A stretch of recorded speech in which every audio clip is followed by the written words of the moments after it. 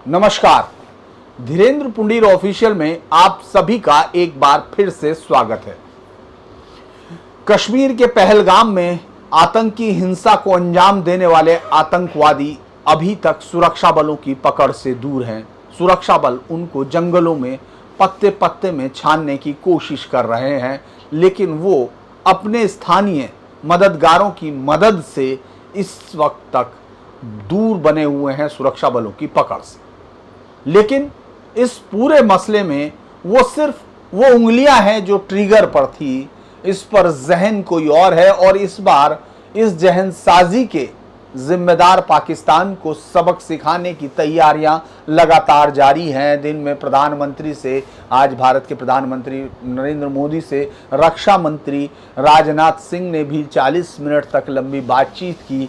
वो लगातार, अगर आप साउथ ब्लॉक नॉर्थ ब्लॉक को जानते हैं तो वहाँ मीटिंगों का दौर एक के बाद एक जारी है।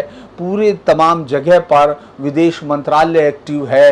अफगानिस्तान के साथ बातचीत की गई, जो सबसे ज़्यादा पाकिस्तान को हैरत में डालने वाली थी कि किस तरह से वहाँ भारत ने वहाँ के विदेश मंत्री से बातचीत की, जो वहाँ विदेश मंत्री के तौर पर काम करते हैं। तालिबान के उन लोगों से बातचीत की और वो लोग भारत के साथ बेहद खुश और समन्वय स्थापित करते हुए दिख रहे थे। पाकिस्तान के तमाम रणनीतिकारों के लिए ये भारत की एक बढ़त थी, क्योंकि जिस अफगानिस्तान को पाकिस्तान अपनी डेप्थ के तौर पर इस्तेमाल करना चाहता था, जो पाकिस्तान के भविष्य का सबसे बड़ा बेस होना था, वहाँ भारत बैठा है और वो भी ऐसे वक्त पे। तो इसीलिए अगर आपको पाकिस्तान के उन सलाहकारों की बातचीत सुनाई दे तो जिसमें वो सिर्फ इस्लाम का रोना रो रहे हैं, उनका कहना ये है कि इस वक्त तो कम से कम अफगानिस्तान को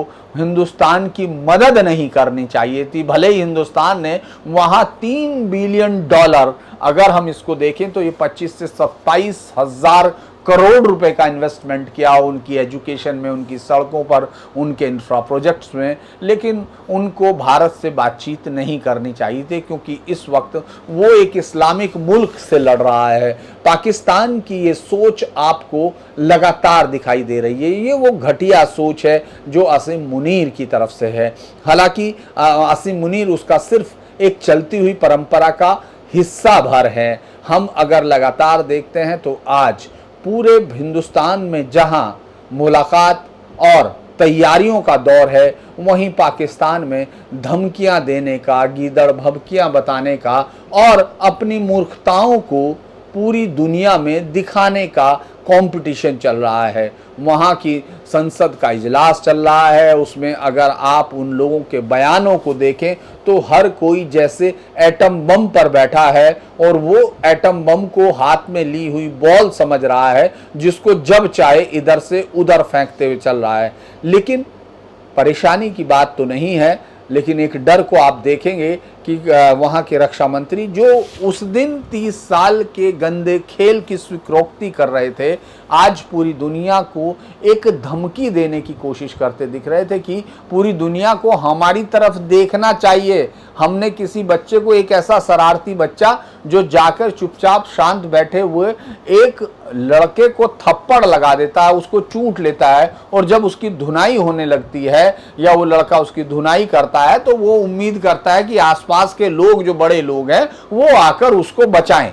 पाकिस्तान कुछ इसी तरह बिहेव कर रहा है। चूंकि दुनिया उसकी शरारतों को जानती है, इसलिए कोई नहीं आना चाहता और वो चाहते हैं कि वो लड़का उसको तबीयत से जरा सबक सिखाए। तो वही हालत पूरी दुनिया में पाकिस्तान की है। आज फिर पाकिस्तान के रक्षा मंत्री ने परमाणु बमों का हवाला दिया और उसने कहा कि दोनों देशों को परमाणु बम की यूज तक नहीं जाना चाहिए। हिंदुस्तान ने अभी तक किसी युद्ध की बात नहीं की है। हिंदुस्तान की तरफ से सिर्फ ये कहा जा रहा है कि वो आतंकियों के पनाहगाहों को नहीं छोड़ेगा, आतंकियों को जो तैयार करने वाले लोग हैं, जो इस आतंकी साजिश को रचने वाले लोग हैं, उनको भी जमींदोज कर दिया जाएगा।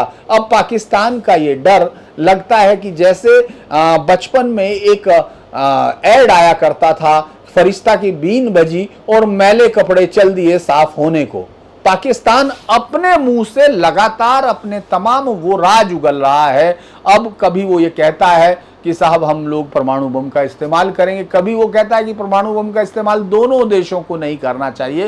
हिंदुस्तान की तरफ से अभी तक उस पर कोई हमले का कोई भी एक ऐसा कोई बयान अगर हिंदुस्तान के सरकारी जो सरकार है उसकी तरफ से आया, वो सीधा कह रहे हैं कि हम आतंकियों को मार करेंगे। चूंकि पाकिस्तान को मालूम है कि आतंकियों में और सरकार में अंतर करना मुश्किल है, वहां के लोकतंत्र की बुनियाद ही आतंक की बुनियाद है, तो लिहाजा उसमें अंतर कर पाना बहुत मुश्किल है।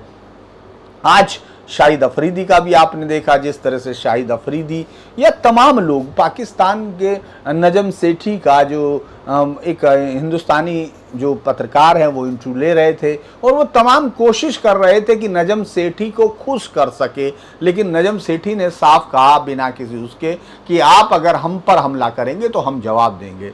तो कोई भी ये बात उम्मीद करता है कि जब हमला होगा तो आप जवाब दोगे, तो हम जब हमला करेंगे तो इस ताकत के साथ ही करेंगे कि आपकी जवाबी ताकत को खत्म किया जा सके।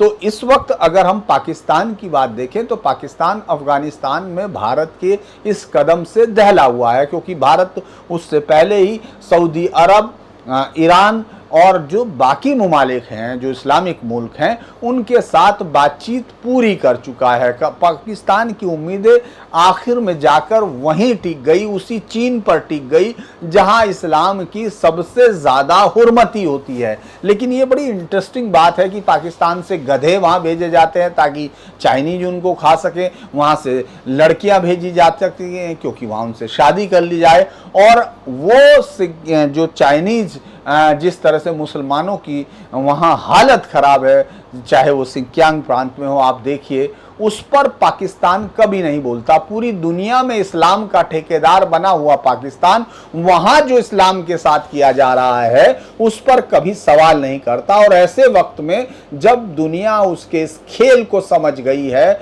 उसके इस गंदे जो एक तरीके है वो तौर तरीका है उसको समझ चुकी है, पूरी दुनिया में इस्लाम के नाम पर जो सबसे ज़्यादा टेररिस्ट दुनिया भर में भेजे जाते हैं उसमें पाकिस्तान है। पाकिस्तान एक रॉग स्टेट की हालत में आ चुका है, लेकिन अब वो फिर वापस चीन की तरफ उम्मीद से देख रहा है, क्योंकि चीन को अब अपने महाशक्ति होने का इतना भरोसा है कि वो अपने एजेंट पालना चाहता है। लेकिन वो हिंदुस्तान से वो जानता है कि हिंदुस्तान की ताकत उसकी बढ़ती हुई महत्वाकांक्षाओं को रोक सकती है।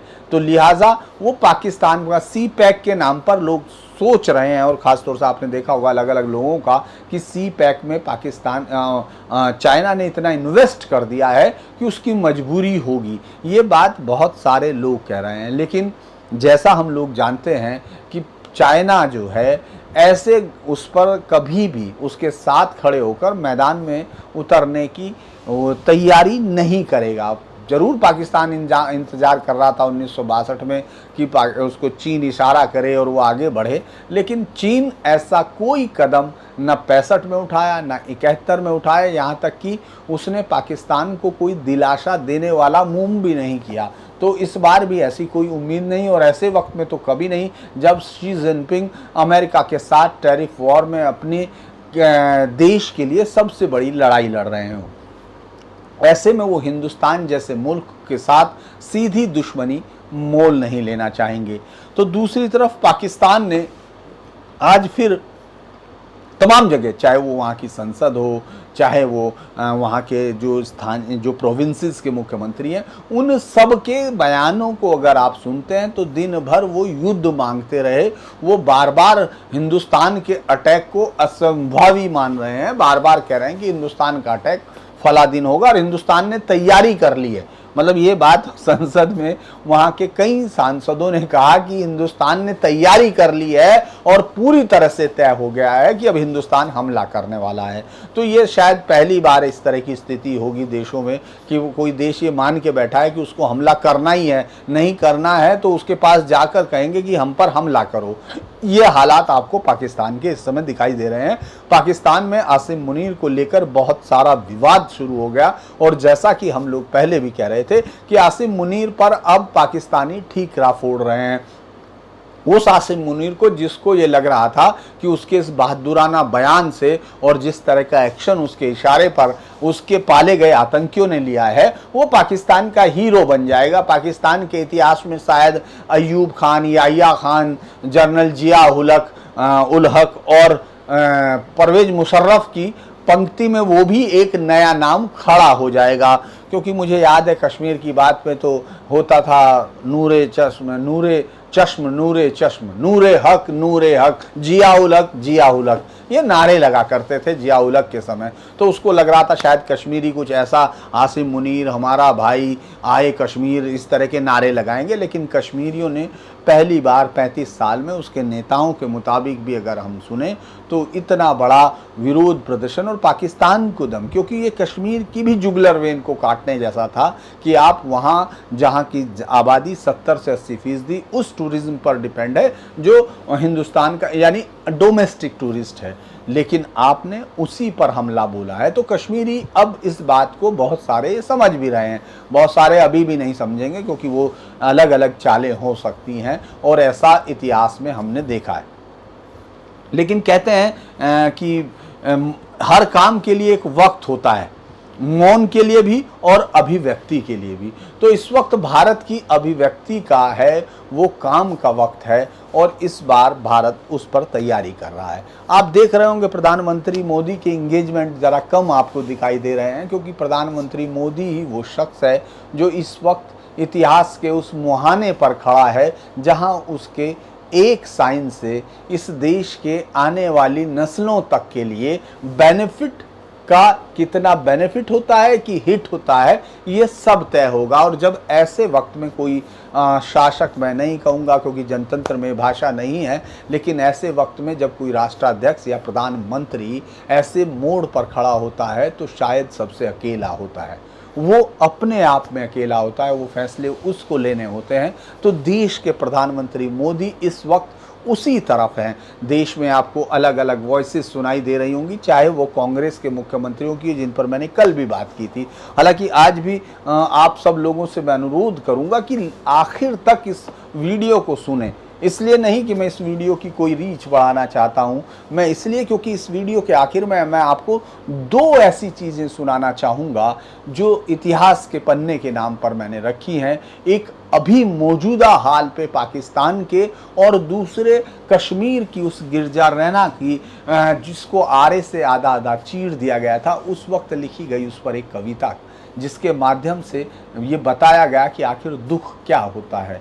लेकिन आज के वक्त में जब हम कश्मीर की बात कर रहे हैं, पाकिस्तान की बात कर रहे हैं, तो पाकिस्तान का बौखलाहट है। हालांकि अलग अलग किस्म की खबरें ज़रूर आती हैं, वो यूट्यूबर्स हों या न्यूज़ चैनल हों, ऐसे वक्त में सब चलता है। भारत ने वैसे भी 16 उन पर जो पाकिस्तान के संचार माध्यम हैं, जो यूट्यूबर्स हैं, चैनल हैं, उन पर बैन किया है। पाकिस्तान को लगातार अलग अलग तरीके से जो भारत के खिलाफ लगातार झूठी खबरें फैला रहे हैं। हालांकि ये सवाल ज़रूर होता है कि पाकिस्तान में क्या एक भी शख्स ऐसा है जो सच बोलता हो या सच पर बात करता हो, क्योंकि जो देश ये 1971 को ये बता रहा हो उसको भूल गया हो, जो देश कारगिल भूल गया हो, 65 में चाहे भले ही आप इस तरह से समझौते से अलग हुए, लेकिन 47 और 48 में जो हुआ वो भी साफ तौर पर उनकी पराजय थी, लेकिन वो इनको जीत में गिनता है। आप सोचिए कि इस तरह का जो एक डिलेरियम स्थिति में होता है जिसमें कुछ भी मरीज बोलता रहता है, उस देश की स्थिति में ये देश है।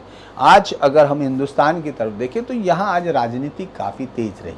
आज आपने वो बयान सुना टिकैत का, कल नरेश टिकैत का, फिर नरेश बड़े भाई ने बोल दिया तो छोटा भाई कहाँ रहे। जिस जातिवादी आधार पर खड़े हुए इस तरह के लोग, जिनको मीडिया में किसी राजनीतिक संगठन का हिस्सा माना जाता है, वो अगर उनको गौर से देखें तो वो सिर्फ राजनीतिक जो एक सड़ांध राजनीति में है, जो जातिगत, उसके अलावा उनके पास देने के लिए कुछ नहीं है। एक भाई कहता है पाकिस्तान का पानी मत रोकिए, एक दूसरा ये कह रहा है कि ये अंदर का मामला है। मतलब उसके पास जिस आदमी का पढ़ाई का लेवल कितना है, वो कितने स्कूल तक गया होगा, उसके पास इतनी जानकारी है। वो ये बता रहा है कि हमला कैसे हुआ, उसके पास पूरे सैटेलाइट्स के कोऑर्डिनेट्स हैं, उसके पास पूरे ड्रोन के एक्सेस हैं, उसके पास सरकार की सारी फाइलों की जानकारी है। यानी वो सर्वशक्तिमान है, लेकिन बैठा हुआ सिर्फ इसलिए कि अपनी जाति के किसी एक नेता को वो जिता सके। उसकी मजबूरी ये है कि वो मोदी विरोध में इस तरह का, इसी तरह से आपने एक कर्नाटक के मंत्री को सुना और तमाम लोगों को सुन रहे हैं आप। ये एक ऐसे सवाल हैं जिस पर कल हम लोग बात भी कर रहे थे कि वो जो गाय काबा जैसी बातें, नायका वो अब अपने आप को एक ऐसी जॉन ऑफ आर्क बता देगी कि जिसने जो है उस वक्त में बोला जब सब लोग भी बोल रहे थे। उसने ऐसे वक्त में बोला, और वो उस समय के वक्त में बोल रही थी जब लोग व्यक्तिगत गालियां तक पीएम को देने में संकोच नहीं कर रहे हैं, खुलेआम गालियां दे रहे हैं। ऐसे वक्त में, ऐसे भयानक चुप्पी के वक्त में उस महिला ने बोलने का काम किया। तो ऐसे बहुत सारे लोग हैं। और ख़ास तौर से एक बात और इस समय की राजनीति में, हालांकि इस समय ये कहा गया कि देश एक तरह से बिहेव करेगा, और कांग्रेस ने हिदायत दी है अपने नेताओं को जो अनर्गल बयानबाजी कर रहे हैं, ऐसा माना जाता है। और पता नहीं उससे पहले ही शायद रॉबर्ट वाड्रा ने जो अपने बयान पर भी खेद जताया था, और लेकिन मणिशंकर अय्यर तो कभी खेद जताते नहीं हैं, वो तो कहने के बाद निकल जाते हैं। और वो कांग्रेस के समझदार नेता हैं, वो हैं सैम पित्रोदा हैं, वो जानते हैं कि उनके बयानों को कब दिया जाना चाहिए ताकि बीजेपी को फ़ायदा हो सके। अब अगर हम इस पर देखें कि पूरे देश में तैयारियां हैं, पाकिस्तान की तरफ से एटम बम की बातें की जा रही हैं। कल मैंने बताया था कि किस तरह उनके रेल मंत्री ने ये बताया कि 130 एटम बम हैं उनके पास, और वो अलग अलग जगह पर लगे हुए हैं। आज खैर वो अगर जिन्स डिफेंस या तमाम दूसरी डिफेंस वीकलीज़ हैं, उनके मुताबिक 170 पाकिस्तानी एटॉमिक बम हिंदुस्तान के निशाने पे रखे जाते हैं, या उनको इस तरह के स्टेट में रखा जाता है कि वो सिर्फ हिंदुस्तान के लिए हैं। क्योंकि ये बात अब पाकिस्तान का हर एक नेता, हर एक अफसर, हर एक बोलने वाला शख्स ये बोल रहा है कि ये तो सिर्फ हिंदुस्तान के लिए रखे हुए हैं। तो ये बात भी साफ़ हो जाती है पूरी दुनिया के लिए इसका क्या मतलब है। लेकिन मुझे लगता है कि प्रधानमंत्री मोदी जब ये फैसला लेंगे तो किसी को भी ये उम्मीद नहीं होगी कि वो दिन और तारीख क्या है, और उसकी जो उसकी स्केल है उसका वो कितना बड़ा होगा। ये हमेशा की तरह कुछ यूट्यूबर्स आपको ज़रूर बता रहे हैं कि किस तरह से प्रधानमंत्री मोदी ने हरे रंग की फाइल पर साइन कर दिए हैं, अब पाकिस्तान जल जाएगा, असीम मुनीर भाग गया है।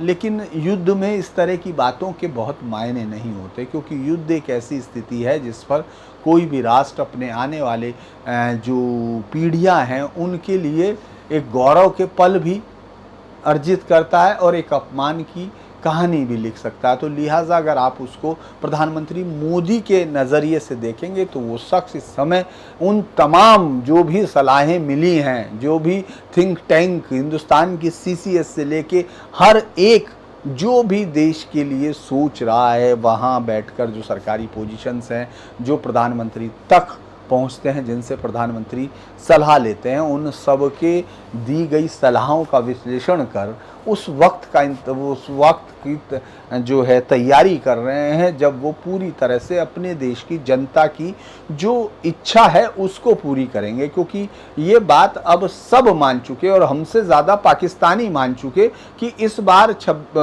उसके बालाकोट से बड़ा हमला होगा, इस पर कोई भी किसी को संदेह नहीं है। तो मुझे लगता है कि आज की दिन भर की खबरें हिंदुस्तानी जो तैयारियां हैं वो पूरी हैं, और हम ऐसा कोई भी नहीं बताना चाहता मैं, भले ही वो कोई भी जानकारी कितनी बड़ी हमारे पास क्यों ना हो, कि कैसे मूवमेंट या कैसे तैयारियां हो रही हैं। क्योंकि भारत सरकार ने भी कहा, और सरकार को कहने की ज़रूरत पड़ी, ये भी हैरानी की बात है। क्योंकि हमारे यहाँ तो ऐसे पत्रकार रहे हैं जिन्होंने कई सैनिकों को इस देश के बलिदान करा दिया सिर्फ एक लाइव या सिर्फ एक खबर के लिए। तो ये बहुत कोई नई चीज़ नहीं, और आप सबको जानते हैं। तो मुझे लगता है कि हिंदुस्तान की तैयारियों में सिर्फ यही कहा जा सकता है कि हम जानते हैं कि वो हमारी तरफ 170 परमाणु बम रखे हुए हैं, और हमको उन बमों के थ्रेशोल्ड को पार करना है, हमको पूरी दुनिया के एक बढ़ने वाले प्रेशर से पहले करना है, ताकि हम उसके बीच का एक जो डॉक्ट्रिन है कि जब एटॉमिक वॉर के यूज होने से पहले तक प्रेशर किया जाए, यानी इतना प्रेशर किया जाए कि पाकिस्तान को ये ज़रूर लगे कि वो हार रहा है, लेकिन ये नहीं लगे कि वो ख़त्म हो गया है। तो ये दोनों चीज़ों के बारे में भी बातचीत हो रही होंगी, और मुझे लगता है कि ऐसे समय में, चूँकि भले ही कोई कुछ भी कहे, लेकिन ऐसे वक्त में बहुत ही ज़्यादा देखना होता, धैर्य रखना होता है, और सारी उनको ठंडे तरीके से सोचने वाली बात होती है कि दुनिया में से कौन हमारी मदद में खड़ा हो सकता है, कौन दुश्मन की तरफ जाएगा। तो ये एक बड़ा चीज़ है, मतलब मुझे लगता है कि ये बड़ा डेवलपमेंट था जब आज प्रधानमंत्री मोदी रक्षा मंत्री से मिले, और उन तैयारियों, ये मैसेज भी है, ये एक तरह से पाकिस्तान को, जिस तरह की स्थिति में पाकिस्तान अब है, उसने ऐसी स्थिति में इस देश के कश्मीर को लंबे समय से रखा, वहाँ रहने वाले उन तमाम लोगों के लिए जिनके लिए हिंदुस्तान उनका वतन है, उनके मादरे ज़मीन है, उन सब को उसने उसी डर और माहौल में रखा जो आज वो खुद फील कर रहा है। ये पाकिस्तान को उसी की दवाइयाँ मिल रही हैं जो कड़वी दवाइयाँ उसने बनाई थी दूसरों के लिए। तो मुझे लगता है कि आज जिस तरह से पाकिस्तान के तमाम मीडिया में हम लोगों ने खबरें देखी, उनकी तो सिर्फ एक ही टेक है कि भारत इस हमला करना तय कर चुका है, हमला करेगा। वहाँ बहुत सारे ऐसे लोग हैं जिनसे हिंदुस्तानी हमेशा अपना मनोरंजन किया करते हैं, चाहे वो पूर्व राजनयिक हिलाली हो, जब्बार, लाल टोपी जिसको कहा जाता है, उन तमाम लोगों को आप देखेंगे तो लगेगा कि जैसे अगर उनको कोई सामान्य पागल खाने के डॉक्टर के पास भेज दिया जाए तो उनको किसी भी तरह वो बाहर निकलने नहीं देगा, उस तरह की हालात में है। लेकिन ज़रूरी है कि हिंदुस्तान में जिस तरह की वॉइस उठ रही है, बात यह है कि हिंदुस्तान में हम लोग ये मानते हैं कि विपक्ष जो आवाज़ है वो स्वतंत्र होनी चाहिए, लेकिन कई बार ऐसा लगता है कि जब आग लगे तो फिर ये पूछा नहीं जाता कि आखिर पानी कहाँ से आ रहा है। लेकिन भारत में इस तरह की चीज़ें अभी भी कुछ जगह पर दिख रही हैं। आपने देखा होगा धर्मशाला में भी एक ऐसी वारदात हुई, घटना हुई जिसमें पाकिस्तान के झंडे कुछ लोगों ने, उत्साही लोगों ने ज़मीन पर लगा दिए, उनको एक युवती ने आके उतारना शुरू किया। इसी तरह से आपने देखा अलग अलग जगह पर कोई ख़ास जो है कुछ मुस्लिम समुदाय के लोग उन झंडों को वहाँ लगाए जाने पर ऐतराज़ कर रहे हैं। और ये सारी बातें मुझे लगता है कि बाबा साहेब अम्बेडकर ने सबसे पहले उस समय देख ली थी जब इस देश का बंटवारा भी नहीं हुआ था। तो बहुत सारी चीज़ें हैं, लेकिन ये सवाल इस तरह का नहीं है जिसको हिंदू मुसलमान में किया जाए।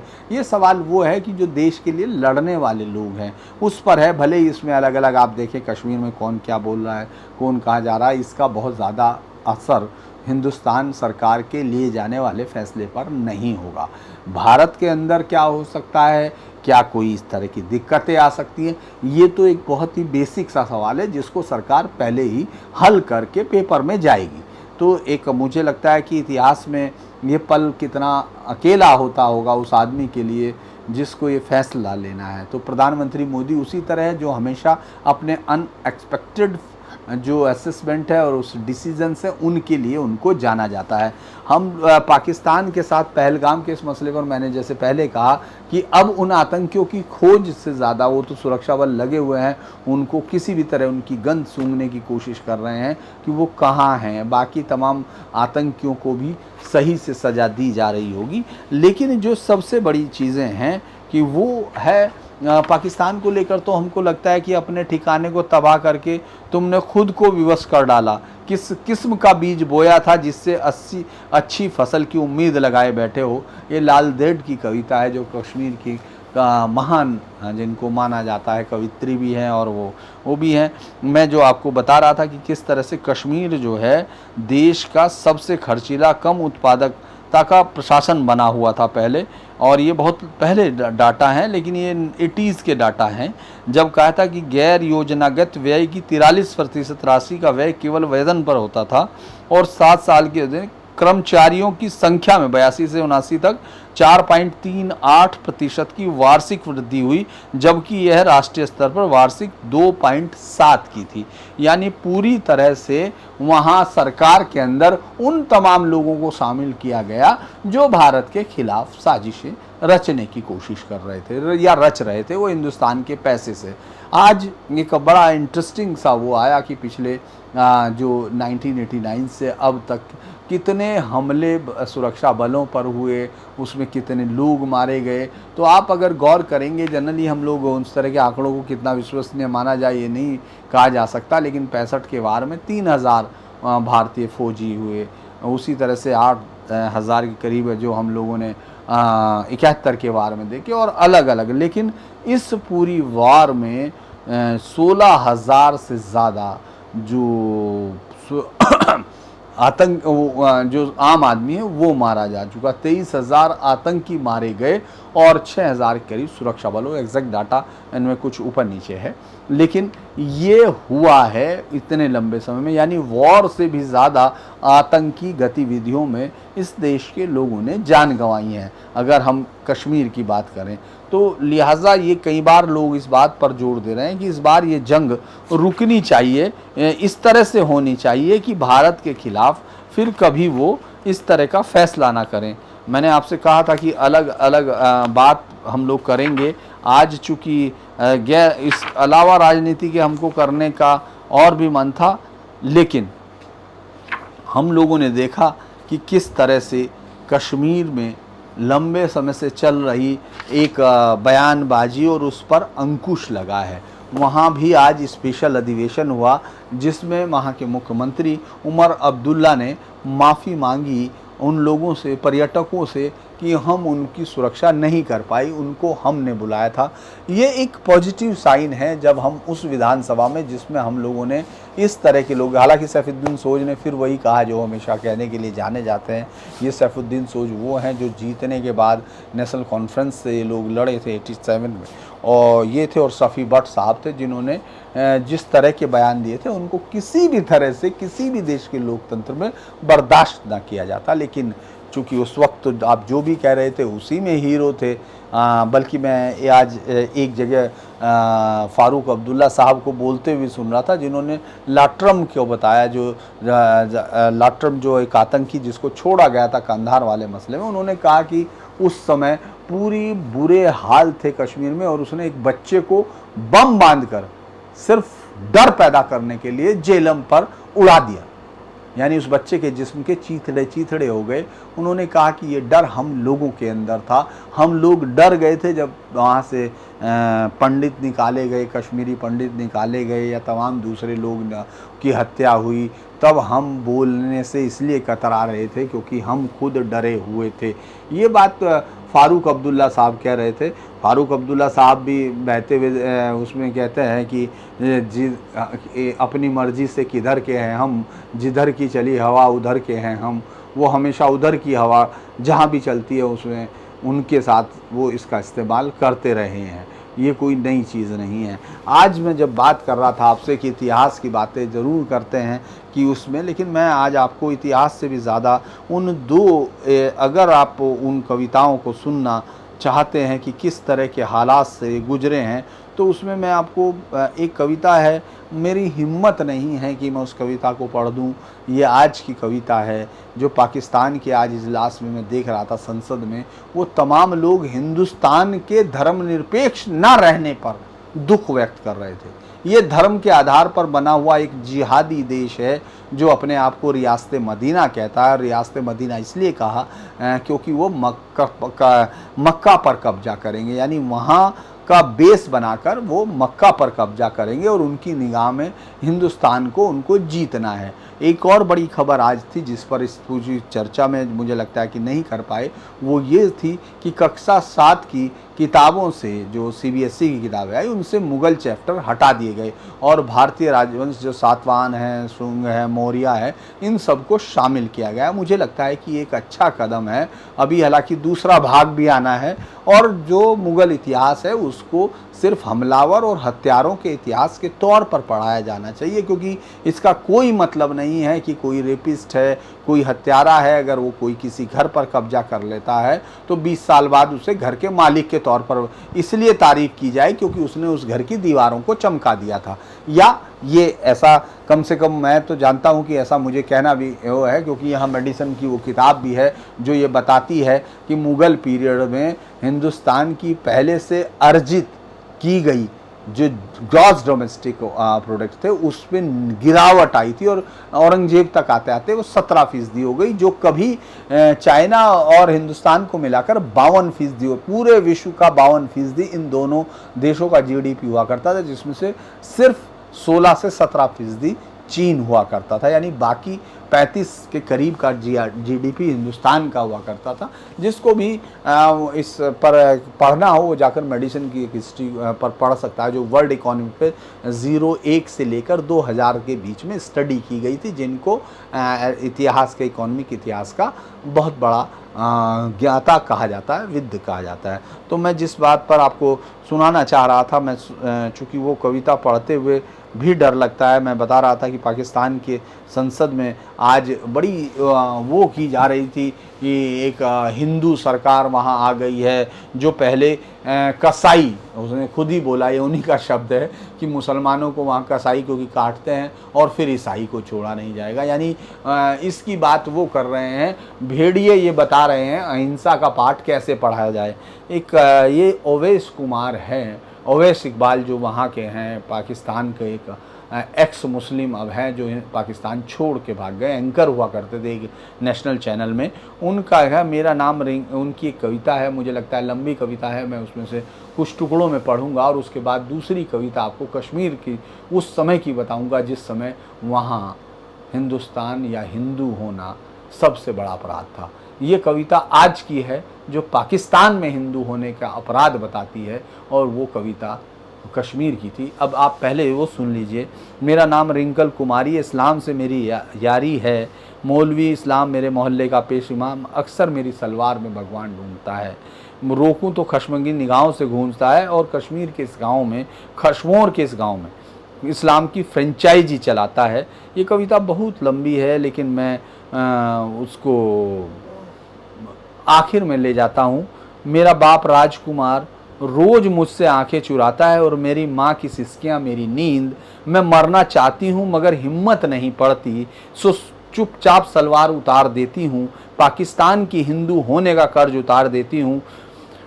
ये पाकिस्तान की कर्ज, हिंदू होने का कर्ज वो उतार रही है। परचम की सलवार सिलवाने का इरादा है, जिसके सफ़ेद रंग पर लहू के कतरे चिपक चिपक जाएं, सितारे से लिपटा चांद टांगों में कुसमुसाए, या हमें मार दे या खुद मर जाए। मेरा नाम रिंकल कुमारी है, इस्लाम से मेरी यारी है। ये आज की उस संसद की बहस, पाकिस्तान की बहस के जवाब में मुझे लगता है इतने शब्द भर बहुत हैं।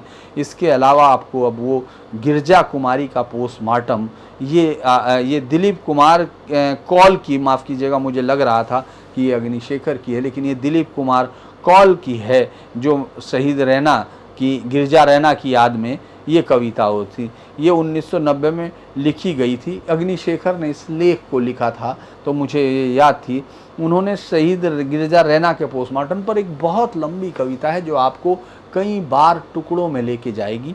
मैं कुछ बातें पढ़ देता हूँ कि सर के बीचों बीच चलाई गई आरी नीचे की, और आधा माथा कटता चला गया है, आधी नाक गर्दन भी आधी छत विक्षत सी बिखर सी गई हैं गर्दन की 7 हड्डियां, फिर वक्ष के बीचों बीच काटती चली गई नाभि तक आरी, 2 भगोष्ठों को अलग अलग करती हुई 2 कटे हुए हिस्से एक जिस्म के, जैसे एक हिस्सा दूसरे को आईना दिखा रहा है।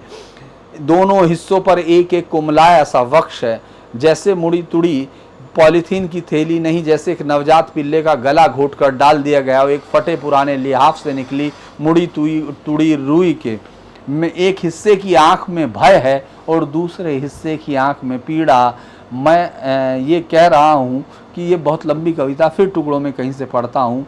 यह औरत है, क्षमा करें, औरत थी 20-22 साल की, इसके कान ऊपर की ओर छिदे हुए हैं, सुहाग आभूषण अटोर पहनने के लिए अटोर जोर से खींचा गया क्योंकि कानों के ऊपरी छेद कटकर लंबे हो गए हैं। अब कल तक इन सबके साथ कानों को भी फाड़ती थी भूतहा चिल्लाहटें। हम क्या चाहते आज़ादी और दोनों कानों के श्रवण स्नायुओं के होते हुए इन चिल्लाहटों का आतंक पहुंच गया होगा मस्तिष्क के दोनों गोलार्धों में, जो कि अब अलग अलग पड़े हैं। हर खोपड़ी के दोनों अलग अलग हिस्सों में हर गोलार्ध में अपने हिस्से का आतंक है। लेकिन मैं यकीन से कह सकता हूँ आरे पर काटे जाने से पहले ये मर चुकी है, क्योंकि जिस्म के कटे हुए हिस्सों से खून ही नहीं बहा, हृदय का धड़कना तो बहुत पहले ही बंद हो चुका होगा। उसकी लास्ट आईने मैं बता सकता हूँ कि और दर्द जो है हर तरफ आपको दिखाई देगा। हाँ, देखो अलग अलग पड़े दोनों हिस्सों के अलग अलग भगोष्ठों को देखो। देखो जमे हुए काले पड़ गए रक्त के साथ मिला हुआ है सफेद द्रव्य, मध्ययुगीन रेगिस्तानी वासनाओं का विक्षिप्त नृशंस वीर्य। चिल्लाता हुआ ए काफिरो ए जालिमो, किसी को सजा नहीं मिलेगी। मैं इस कविता को बहुत ज़्यादा और नहीं पढ़ पाऊँगा, लेकिन एक दूसरे से जोड़कर सिल दिया जाए एकता और अखंडता के साथ, कम से कम अत्येष्टि तो होगी। अग्नि की भेंट चढ़ने तक ही सही 100 रक्षक की सिलाई कम से कम इस काम तो आएगी कि राख होने तक भ्रम बना रहे कि दोनों टुकड़े एक दूसरे का अभिन्न अंग है। मुझे लगता है ये दोनों कविताएं आपको सुननी चाहिए, पढ़नी चाहिए और ये समझना चाहिए कि इतिहास से बार बार मुंह चुराने की सज़ा इतिहास बार बार देता है। तो आज के लिए आप सभी को, मेरे तमाम दर्शकों को आज के लिए बस इतना ही। लेकिन आप सभी से अनुरोध है कि अगर आपको ये वीडियो पसंद आया हो तो इसको लाइक करें, सब्सक्राइब करें और शेयर भी कीजिए। आज के लिए इतना ही। नमस्कार।